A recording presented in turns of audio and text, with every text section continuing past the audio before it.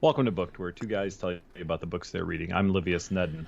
Now, Rob Olson, the book we're going to be talking about tonight is The People's Act of Love by James Meek. And this is the Patreon pick for longtime friend of the podcast, Jesse Lawrence, for 2021. This is the book he chose for us to talk about. So we've had,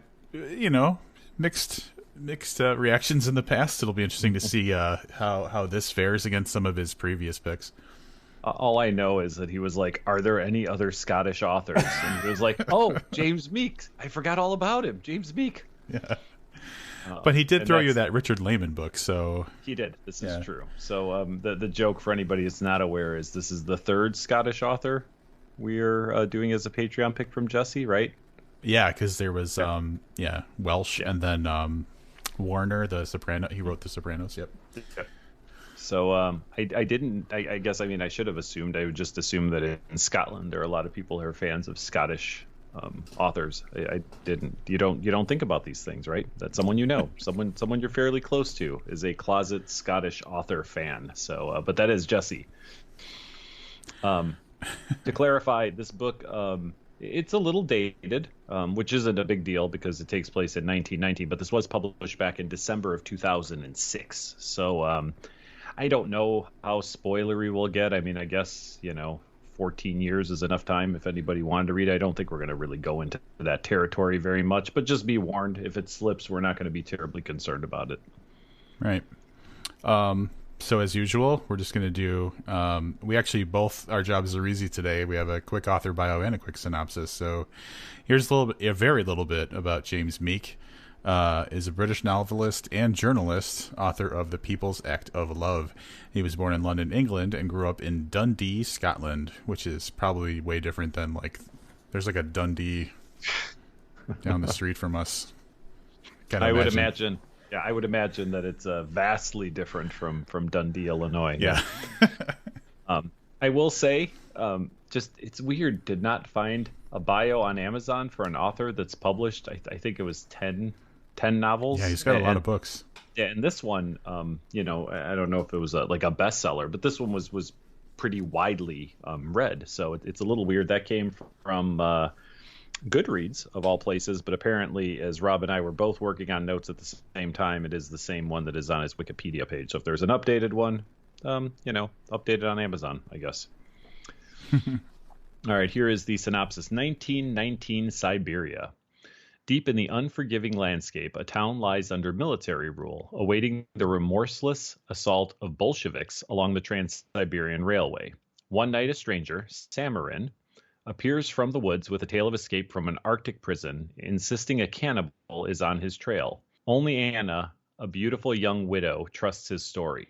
When a local shaman is found dead, suspicion and terror engulf the isolated community, which harbors a secret of its own. This is a good synopsis. And I say that because it's entirely accurate, without just, getting into the weeds about things, and create some intrigue.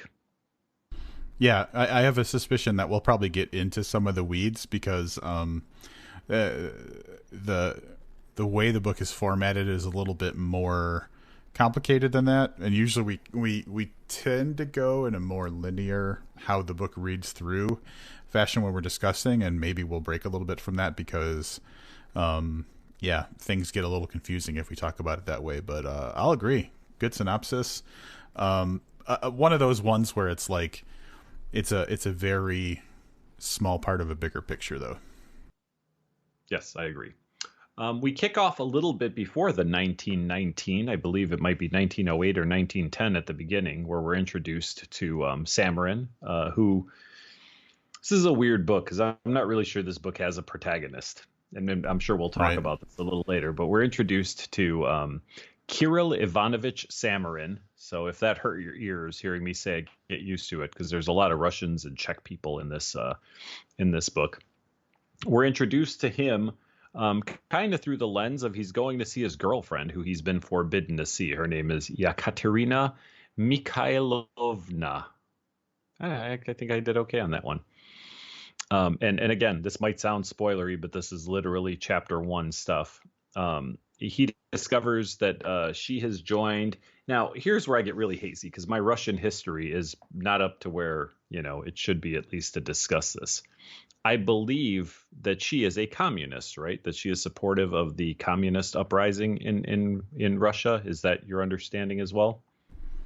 I believe so, Yeah. yes. So you'll hear a lot of that when we start talking about the politics, maybe, of this book. We're really a little unclear on how this goes. But basically, she is taken up with the revolutionaries, and this concerns Samarin a little bit. But he winds up in a situation where he sees her out in public while there's an event going on, and he discovers she has a bomb, and he takes the bomb away from her in an effort to save her from doing something that she would potentially regret from a legal standpoint.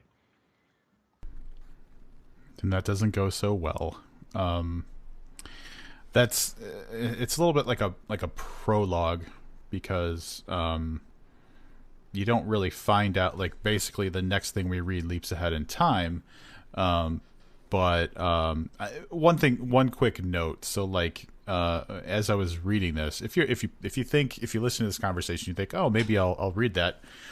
Maybe just do just the tiniest amount of kind of reading up on what was going on in Russia at that time, because, like, obviously the book takes place primarily in the late 1910s. So like it says 1919, which is kind of World War One, the Great War time, but it's also like during the Russian Civil War. So there was a lot of, like, it gets confusing because not only are there, like, the World War One doesn't really factor into it, but the Russian Civil War does, and there's so many weird factions and groups and stuff that it's quite confusing. So, I think that's my way of saying we're gonna get a lot of information wrong.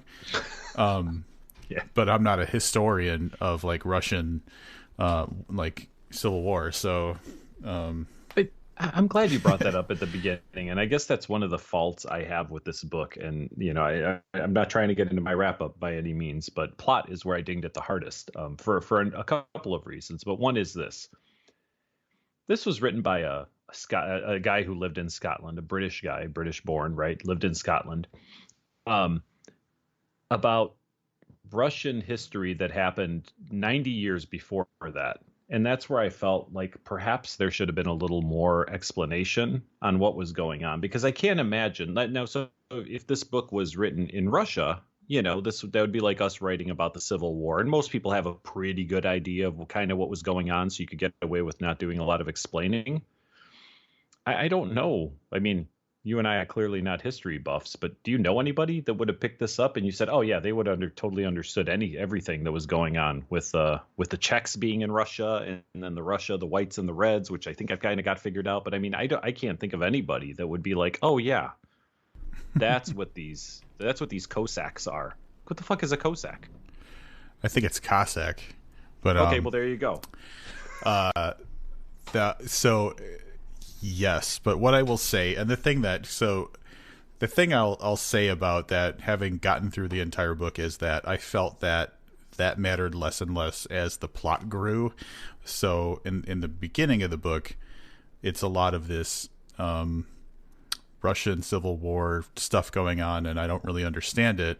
But as the characters develop and the story becomes more fleshed out for what's going on within the characters, that doesn't matter as much. So, like, that would be the counter argument, is like, ultimately the story becomes about something else. You just have to kind of work through that stuff to get to more of the substance later on. So as Rob mentioned, we fast forward about a dozen years or so, and we're introduced to Anna Petronova. We're introduced to her as a youth. So she receives a camera for a birthday or Christmas or something along those lines. And this is, if you can imagine, this would be, again, in the 1910s or so. Not something that everybody had. She didn't get a new iPhone like everybody else did, right? She got a camera and really took to taking photographs. So she would do portraits for people, which was very popular, but she really got into what I would call today street photography, right? Like getting out there and taking pictures of actual people during their daily lives. So we're introduced to her and her love of photography that way, and how that, was not always welcome in the community she lived in, not necessarily by members of the community, but essentially by the police/military. Yeah, one of the inciting moments for her, like a life-changing turning moment for her, is she is out doing this photography like Livia's described, and sees what looks like a group of students kind of gathered outside of a factory or whatever it happens to be. And it's not a protest. It's more like someone is talking to a group. And it's first presented pretty innocently, like it's students, organizing, and it turns more into like it's we are the oppressed, and, we need to take back the power from the people kind of thing. So it gets a little bit more activisty, or not even activisty, like labor rally is how I thought of it. Right. Than just people gathering to have a conversation. And so authorities get involved, things get kind of crazy. The owner of this company, his car as he's driving away, gets overrun by these students, and there's some actual, like, I think gunplay and swords are drawn, because it's like the early 1900s, so apparently people went around with swords. Long story short, Anna is put into danger, but she's saved by what is his hussar is the type of soldier this guy is. Mm-hmm. That was the soldier thing that he was. This guy named Balashov saves her, takes her home, and obviously, like, it's that knight in shining armor kind of thing. She falls in love with the dude, and that's where we learn that she starts her life with this man who's a hussar after being saved from danger in this incident. Yeah, and one other thing that's kind of important to note, back to her photography for a minute. She's snapping photos, and when she gets home, basically, like, the cops are already waiting for her, and smash her camera. It is not allowed to document, what these people are doing. So, she's basically spared, prison or whatever through the destruction of her camera. But yes, she does meet Balashov, who they eventually get married. And then we flip forward a few years to 1919 today. So I guess I said it was 1919, but this was a little bit of a flashback.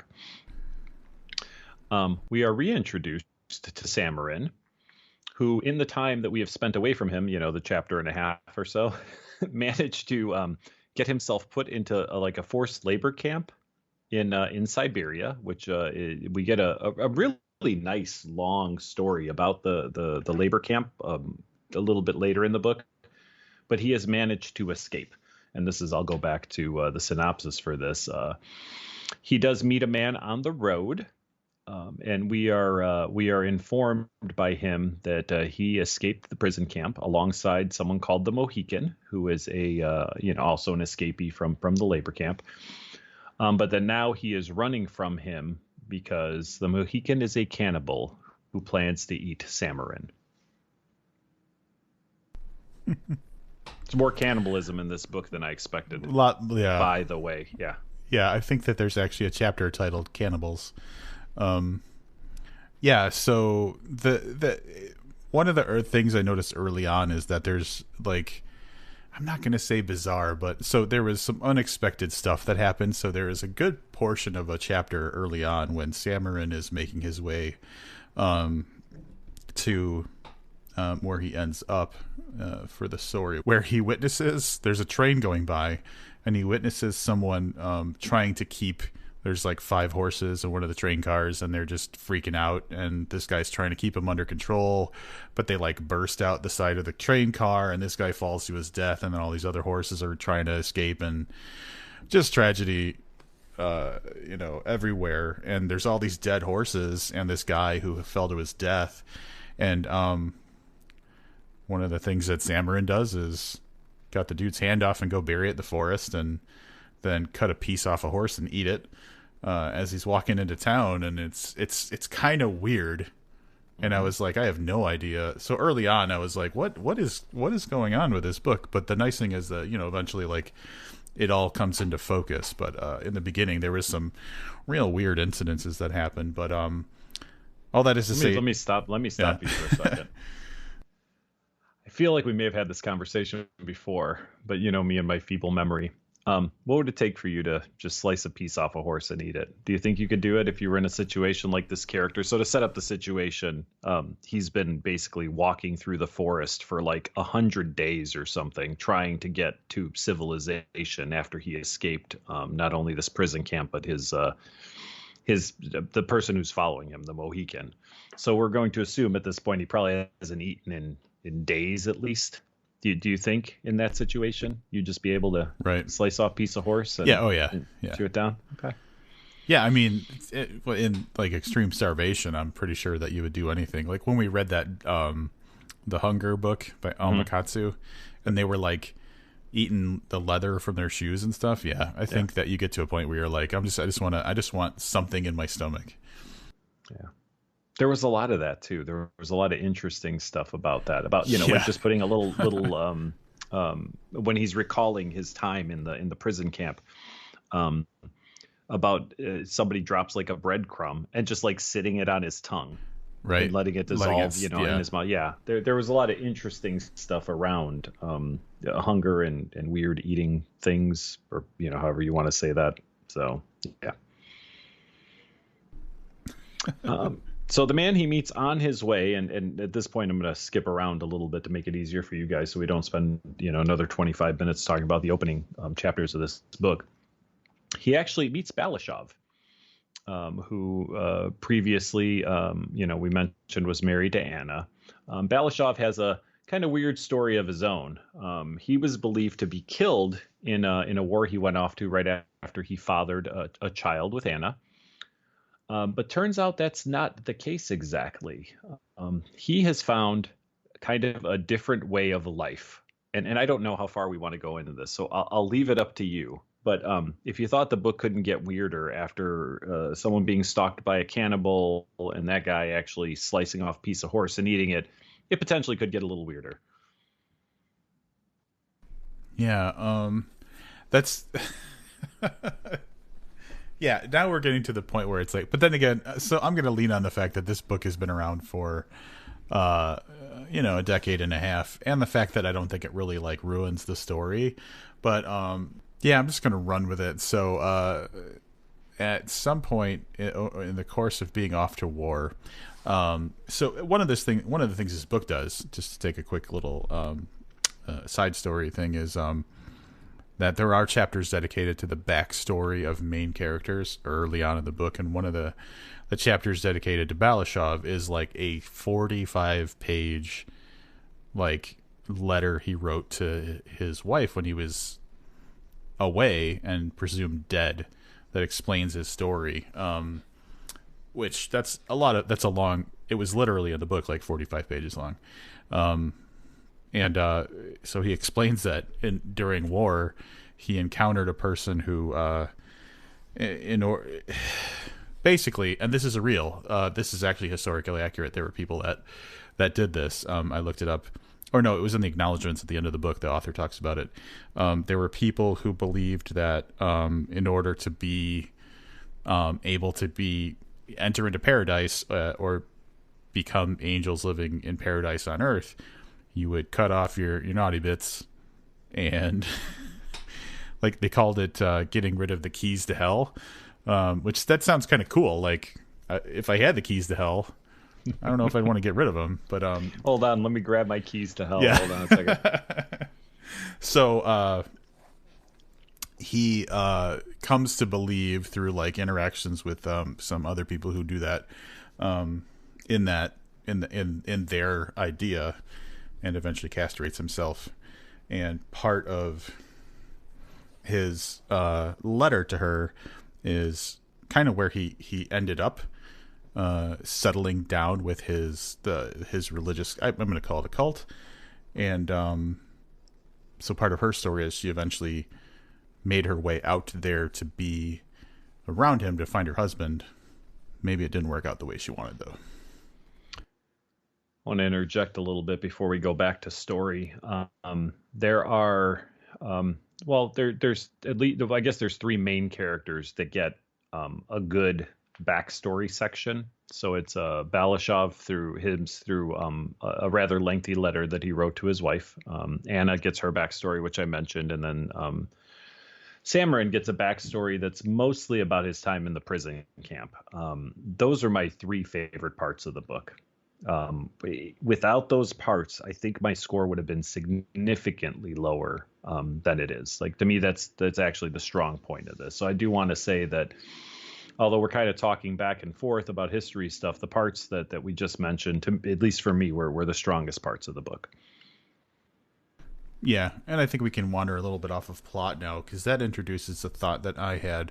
I was talking about this book with someone, and I was kind of explaining what I was enjoying about it. Same thing as Livius. It's these chapters, but the narrative is really interesting because sometimes it's a third-person narrative where an omniscient voice is telling you what's going on with characters, and then sometimes it's from the perspective of characters, and it is like markedly different, like how easy it is to read the character perspective stuff than it is to read the third person stuff. At least it was for me.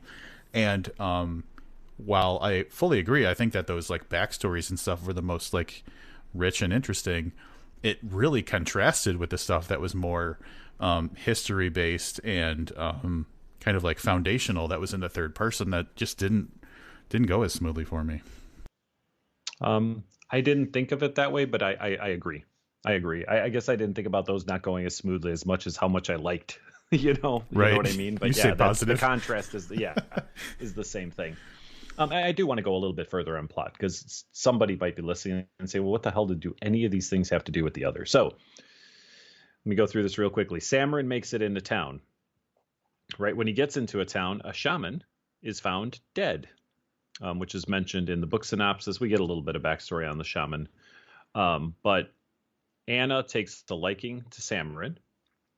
Samarin is now in the same town as Balashov, the castrate. Anna, obviously. I mentioned two more characters because they become very important to the actual plot. Joseph Mutz, who is a Czech lieutenant, I think is probably the right term. But he reports to a guy named Matula. Matula is a little more tyrannical in his running of things, and Mutz is a little bit more of a not get involved, just kind of try to make it through this. So that's where the story takes off amongst those like five characters. Everything else that happens kind of spurs from the fact that Samarin has made it into town, and that a lot of the military is ready to go home. I didn't realize Czechoslovakia was founded in like 1918 or something like that, but that they're ready to go home. They've been in Russia fighting a fight they don't really understand, but they're ready to move on. So really, this is I saw in one thing when I was looking for the bio, I saw someone describe this, and I'll say it here, as the story of Anna Petronova and her three lovers. And I didn't really think about it that way until I read that. And then I was kind of reflecting back on the story, and I was like, well, yeah, that's the one thing that really ties all of these people together. Yep. Yeah, it is. And I would say that there are some like foundational story structures that are happening. There's kind of a who did it thing with the shaman thing. There's like a Samarin has a mysterious past thing going on, and there's like Anna's whole story and how that plays out. And she does kind of, if you had to look at the book and ask who was the main character, she's probably the closest that we get, even though I think it's kind of metered out through multiple characters. But like, so there was types of things going on throughout the book, but for me it ended up being more and more about how this group of like five characters managed to come together, like what circumstances brought them together, and then what was going to happen like what was the outcome going to be with all the stuff that was going on, with kind of like you said, Anna in the middle of it. Yeah, that's what I think we have for plot. Yeah. Yeah, so a little bit of military and political intrigue, I guess. Some mysterious pasts. You've got a group of castrates that basically are the entirety of this town, with the exception of Anna and the visitors, the Czech people, and all of that is really kind of almost slice of life, like almost a week in the life of somebody who lives in Siberia. Yeah, and it's interesting because you get all of these little weird, like, I don't know if this happened with you, Livius, but for me, I can't tell you how many times I was reading that, and I was just like, oh wow, I can't imagine that being in my life. Like, so the Czech folks, led by Matula, are kind of an occupying force of this town. And like Livia said, they don't want to be there. They don't want to be at war. They've been out, for however long. But they're there, and so they kind of run the show. And so there's this kind of weird, he might be a political figure that lives in town. And like there's just one scene where like people need to meet, and they meet up at this guy's house, and like Matula's just upstairs fucking his wife, and like it illustrated how like this occupying military force really just your own life is not yours while these people are around. But like so it just there was strange stuff like that. There's those types of like that occupation feeling, the general interaction of military people in general. So there's a lot of themes going on that were interesting to read, but like in my experience, I was like, whoa, that's really messed up. I'm a little familiar with some of that just from my own family history, with that type of thing. So not necessarily, the scene that you described, but what I found interesting in contrast. So the Czechs, from the best of my understanding, are supporting the existing regime in Russia, which I believe are the whites, right? So the Reds are what winds up being communist Russia, that we all are familiar with, right?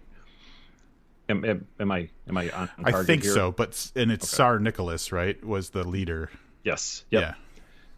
But oddly enough, the Czechs, who are on the side of the whites, are treating that town essentially the same way that later, in a little snippet that's somewhat unimportant to the story, that the other side does, right? The other side just confiscates everybody's house that's like a nice house. Yep. Yeah. So it's like you've got these two sides fighting, and to me it felt very much like they're the same people, like the same type of person fighting one another. Like there wasn't a clear-cut difference from what I was reading between the old regime and the new regime. And I found that to be kind of interesting. It's funny you mentioned that, because there's even a part where someone is addressing the troops, and he's like, we fought for these people against these people, and then we fought for those people against these people, and then we fought for these people against these people, and then for those people against those people. So it's like, as much as like what you're saying is these are different groups that seem the same, in those groups they've been on both sides. So it's just really, and that's why like in the beginning the history, or the history part was so confusing, because like even the fucking troops that are in the book are confused by what's going on. Yeah, and some of that, the like anecdotal stuff was interesting.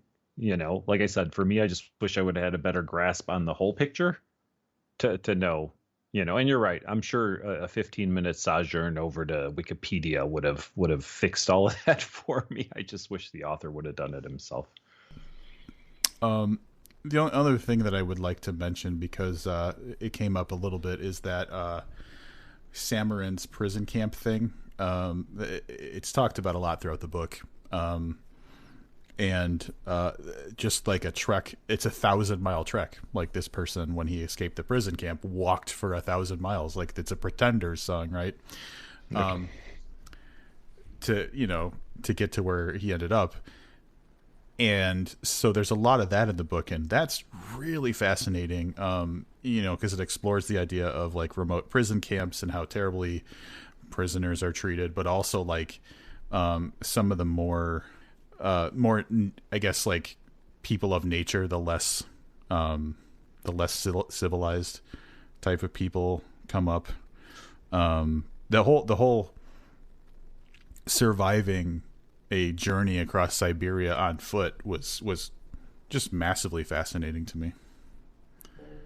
Yeah, I agree because you and I talk about like walking down the street for something, and the thought is horrifying, right? Like we just jump in our car and Yeah. drive around the block to something. Yeah, but that's I mean, one of the things that I think the author's trying to convey, and some of the things that came over in this book was, again, slice of life, right? Like we get to see what, hopefully accurately, what 1919 little Siberian town full of castrates was like. But, and as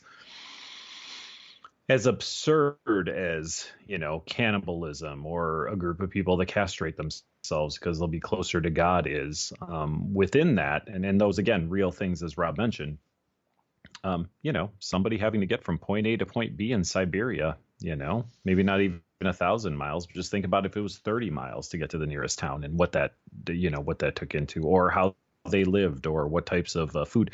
The castrates are keeping like a small dairy farm hidden from the Czech soldiers. Like they have cows somewhere in a building that the Czech soldiers don't know about so they can have milk. Like they can't even be open about having milk to drink.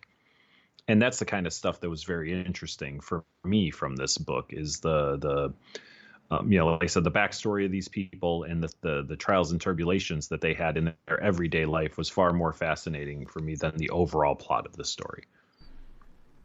There you go. I can't think of much else I'd like to bring up. One thing here's what I'll say. Going away from the story and the individual parts, I would say that there are some really incredibly well written moments. I'd say the book is well written in general, with some objections I'll probably talk about in my wrap up. But there are some really, really well worded things that happen, and I actually made more notes this time than I usually do. And I'm just gonna see if there's any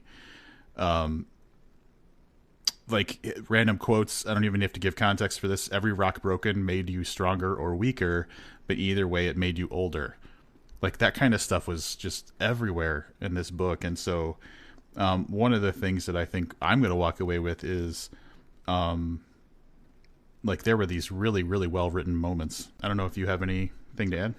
I have a quote along the same lines. I only did one, but as an example of the writing, and this is from very early on. She loved like suicides love the ground they fall toward. Right? Ugh. It's good shit. It's good shit. It's all you could say about that. Like the guy has a way with words, for sure. All right, this might not make full sense without the context of having read the book, but I do want to say that the title of the book is paid off in the story, and it does kind of come up as an actual phrase. The quote that I highlighted, what looks like an act of evil to a single person is the people's act of love to its future self. So there you go. The title is actually used in the story. I am going to go with... Sorry, go ahead. Go on. I'm going to go with one more. This one's a little longer, but I guess I didn't scroll down in my highlights far enough. We live our lives like writing. The pen moves over the paper in regular lines. The past is written and can be read. The future is blank, and the pen must stay in the word that is being written. The Mohican lives like a drawing.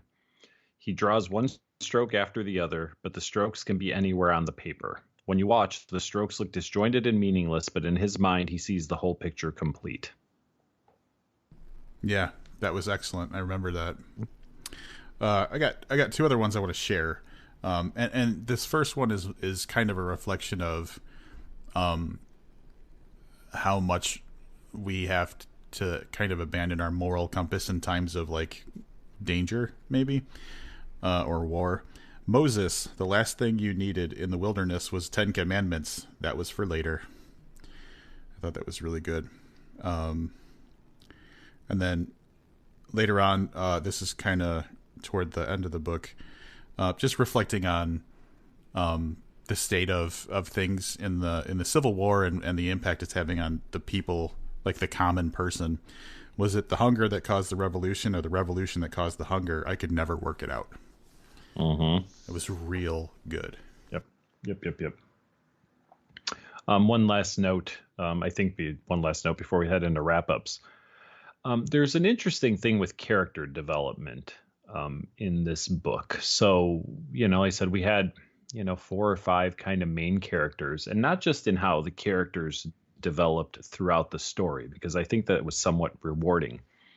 But there was a surprising part that happened, and I'm not going to elaborate on this, or a surprising thing that happened, that one character did not grow at all through the course of the book. And I was very surprised by that. And I don't know if you know what I'm talking about, Rob. I don't want to spoil it for the rest of us. But there's one character that stayed oddly the same, that I expected to have the, hero's journey, like development, that didn't. And I found that was an interesting, and I almost found it like a little bit of a twist towards the end of the book. Yep. Yeah, and the only thing I'll say beyond that, I agree with what Livius is referring to, but not saying out loud. The only thing I'll say beyond that is that the way that we don't know everything about some of the characters right away, and so there are some like twists and reveals and stuff along the road. But I feel like they didn't happen in like really punchy, elaborate storytelling ways. Like it was not handled like this was like it wasn't a 4th of July exhibit of like explosions going off at specific times to elicit an effect. It's just like eventually you figured out, something about the character you didn't know. So I thought that was an interesting, like there wasn't like planned impact. It didn't feel like for reveals about information about characters. It was just kind of bluntly thrown out there from time to time when it was time to in the story. I don't know if you agree with me or not, but absolutely. Yeah, it's handled differently than I was used to, but it worked. I wasn't upset about it. Yeah, I mean it's look, it's an interesting book, and this is my final thing to say before we go to wrap ups.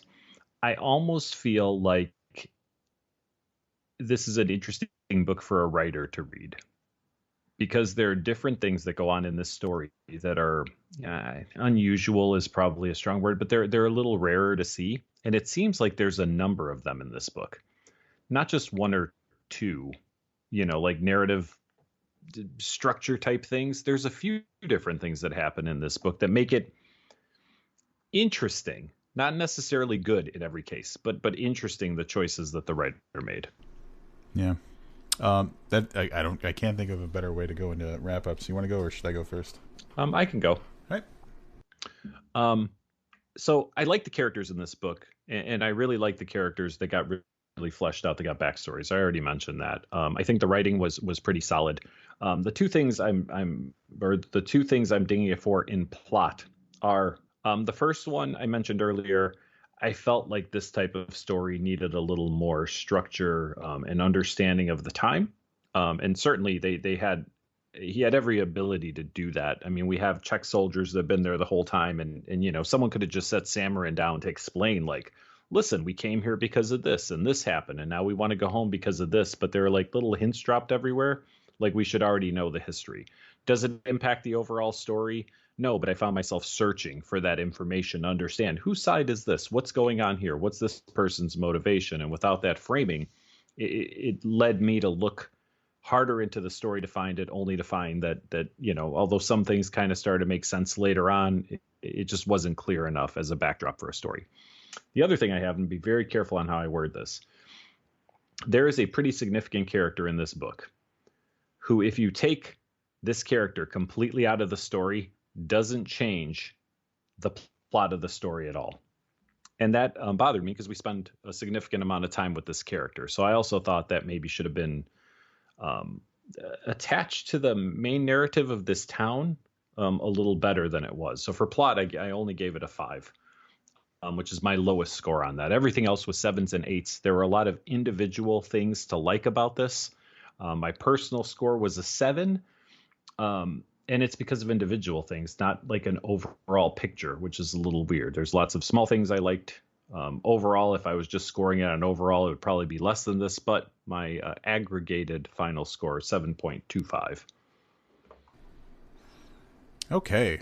I think we managed to talk about some of the things I found challenging about the book. I'm going to start off by saying that the highest scores I gave were to the characters and the conclusion. I think those are the real strong points that came up when we were talking about the fact that the character backstory chapters were probably the most enjoyable parts of the story. And I really felt like this was a story that hung on whether the conclusion was satisfying or not. And especially later in the book, I was like, wow, I wonder how any of this is going to pay off or what that's going to look like. And worrying that it wasn't going to work out well. And I liked it. I liked the conclusion. I think while it didn't necessarily pay off things, it gave a satisfying end to different parts of the plot. What I didn't score so well was narrative and pace. Like I said before, the character backstory, first-person stuff was really smooth and enjoyable and paced out really well. When it was the third-person perspective, it was just so much more difficult to get through. And the fact that those two kind of contrasting things existed in the same book made the pace really weird. But so I'm dinging the pace because the narrative hurt it, if that makes any sense. Because it's funny because when we were talking about it with Jesse, who chose it, he's like, "Yeah, it reads quick." No, I disagree. I don't think it reads quick at all. But it's because it's very dense and there's a lot of information going on, and because I'm not familiar with the history of the Russian Civil War, I don't know a lot about what they're talking about. So it definitely, the pace was hurt for those reasons.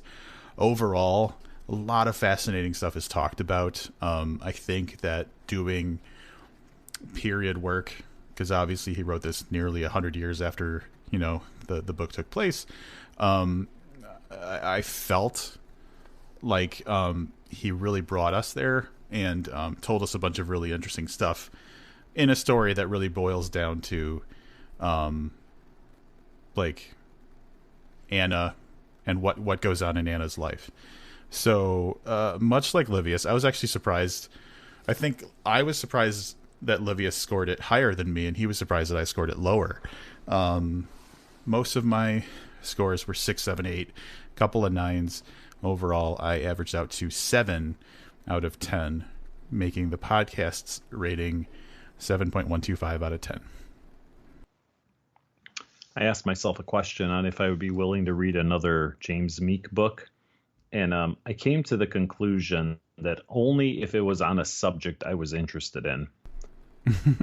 Sure. Do you know what I mean? Like if let's say, I don't know, whatever, if we're going to look at something historical, right? Like if he wrote a book about, the uprising against, communism in Romania. Oh, you know what? That's a subject I'm kind of interested in. Like I would be willing to give him a shot because the writing is so solid, but I wouldn't blind go into another one of his books. So one thing that I thought about, because when I was looking around on the internet for information that we kind of like pull together for the discussion, like you always see the blurbs that it says, oh, this reminds me of this author and this reminds me of that book or whatever. And it's a lot of like, your Kafka, like your, I guess Irvine Welsh, well, because he's a Scottish author, of course. But anyway, so practically everything that was like, oh, this is, in the realm of, I had no experience with or knowledge of. So on top of not being knowledgeable about the time frame and the area that the book took place in, I really wasn't knowledgeable about most of the stuff that it was favorably compared to. So like that made me realize that like maybe this isn't like the entree for, the entry point for this type of work. Maybe like if I had more familiarity with those other things that it's compared to or likened to, it would strike differently as well. Kafka, did he write that hold on a second. Metamorphosis? Yes, thank you. I was going to say, before I say something stupid, I did read that. I read that. He actually, there's one called The Hunger Artist too that was really good. I think it's a short story. So that was the only the only of the authors that he was kind of likened to that I'm familiar with, other than, I'm reading from Wikipedia, the emerging experimental realist school of Scottish writers Irvine Welsh and Alan Warner. So I guess it would have made sense. We could have predicted this was coming based on Justin's two other picks. The third one down the list. Yeah. If we would have been who's like these two guys, so we could have predicted what the next author was going to be. So, at any rate, I mean, I think he does historical fiction like well in the small.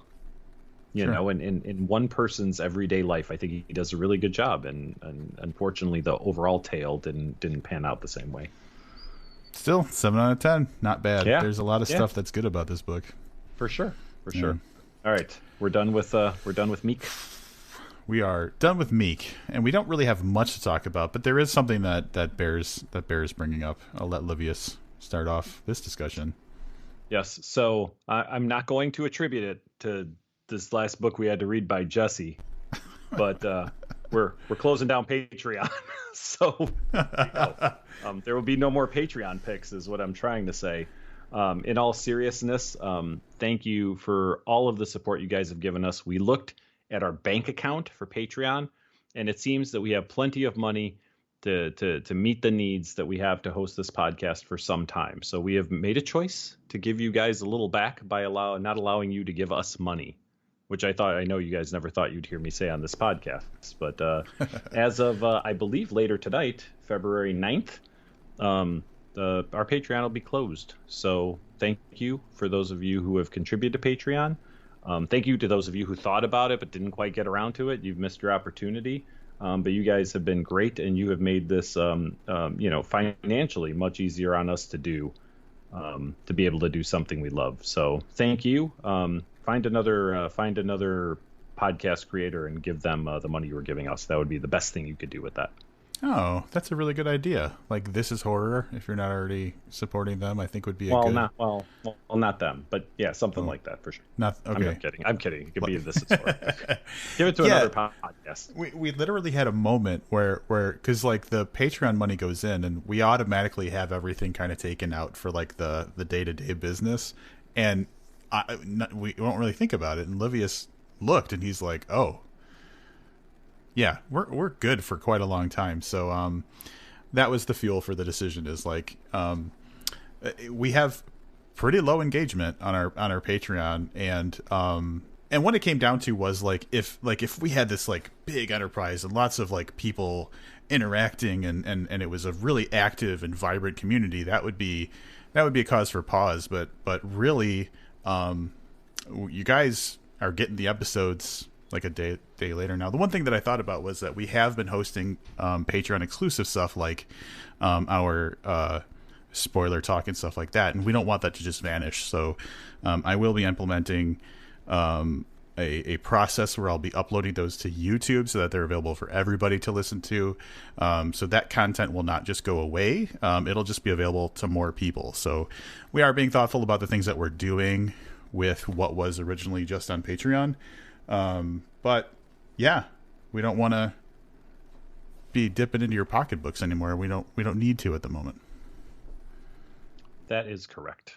So, one other note, we're not sure what the next review is. This one went up a little late. I'll let Rob explain why it went up a little late. Yeah, I feel guilty. So I mentioned it on the last episode, but I got a hold of My Heart is a Chainsaw, the Stephen Graham Jones book that comes out in August, and I couldn't hold back. I started the book, and then once I started it, I needed to finish it. So that pushed back my reading availability by a couple of days. So my apologies to everybody, but I had to get through that book, and I'm just going to say right now, months and months ahead of time, you don't want to miss that one.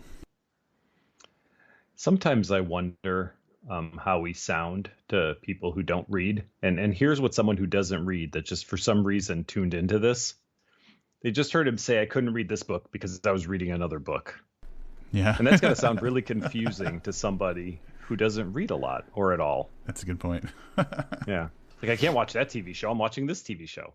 But no, I get it. And I'm the same way. It's one of the reasons why I don't, a lot of times I don't start a book even when I'm done, like a book I want to read on my own, because I don't want to stop when it's time to read a book Yeah. for the podcast. So even if I get done, say 3 or 4 days ahead of time, that might be enough time if I really push it to finish a book. But then, yeah, I don't want to be in that same position. And that's why I read less books now than I did before, because before the podcast, I was always reading something. There might be like, oh, I finished it at lunch, but tonight before I go to bed, I'm going to open up another book. So, yeah. It's a little different when you have a time frame to operate on. And I just realized this. I did this to myself last year because I got the dates mixed up because The Only Good Indians got pushed back a month or two. Yep. But I started reading it because I thought it was our next book. And I got like 25% in, and I had to put it down for several months because the release date got pushed back. So I didn't want to... Like, it hurt so much to get that much through the book, especially now that you've read it, Livius. You understand, like... I got through like that first. Anyway, so yeah, I wasn't going to do that to myself again, I guess is what I'm saying. I do want to point out that it is only February 9th, and Rob has already read 2 books that we have not reviewed yet, I guess is the best way to say it. Because there was also Maxwell's Demon, which we both jumped on the day we got it, essentially. And now you've added a second book to that list, so you are a full book ahead of me in the race to how many books we're going to read in 2021. Oh yeah, that's a good point. Bizarre. Anyway, that's to say that's like a weird backdoor flex. I read that book that comes out in the end of August or whatever. Yep. Which I love to do, but my favorite story relating to that was I was sitting in a McDonald's and I was reading it right before its release date, but it was Inception, Josh Malerman's book, and a guy walked up and said, "Is that Josh Malerman's new book?" And I said, "Yes." And he says, "How did you get that?" And I'm like, "Yep, Josh Malerman sent it to me." I don't know how else to Yeah, but it's even cooler when you're in public and a complete stranger approaches you and says, "Hey, what you got there?" Yeah, so it feels good. Yeah, it does. So, all right. So come back in about 10 days. Regular posting time, probably a week from Monday. If you're listening to this in a timely fashion, is when you'll get our next book, and you won't know what that is because we don't know what it is, but we're going to figure it out over the course of the next 2 or 3 days. And then we'll read it. But until then, I'm Rob Olson, and I'm Livius Nedden. Keep reading.